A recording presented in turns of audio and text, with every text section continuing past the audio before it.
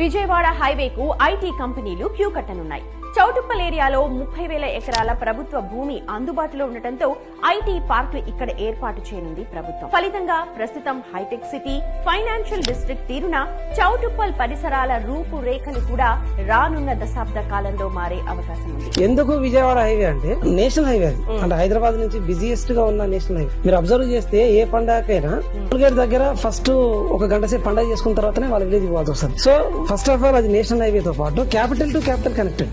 Ramoji film city one of the biggest film city. మన దాంతో పాటుగా కొత్తపేటలో ఉన్న ఫ్రూట్ మార్కెట్ వచ్చేసి HMDA లాజిస్టిక్స్ కింద బాటసింగరం ట్రాన్స్ఫర్ చేసారు. దాంతో పాటు విజయవాడ హైవే ఇప్పుడు దండమల్కాపురం వరకు 8 లైన్ ఎక్స్పాన్షన్ అవుతుంది. 8 ఫ్లైఓవర్స్ ఆల్రెడీ బిల్డ్ అయింది. అంటే ఇవన్నీ వస్తున్నాయని చెప్పట్లే, మనం ఆల్రెడీ వచ్చింది. Dandamalkapuram industrial area, green industrial park, MSME అంటే medium and small scale industries ఏసియాలోనే బిగ్గెస్ట్. ఇండియాలో ఫస్ట్ టైం అక్కడ మనకు ఆల్మోస్ట్ 48,000 ఎంప్లాయ్మెంట్ కు ప్లాన్ చేశారు. 2019 లో స్టార్ట్ అయింది. ఆల్మోస్ట్ 120 కంపెనీస్ స్టార్ట్ అయినాయి మ్యానుఫ్యాక్చరింగ్ అండ్ సప్లై.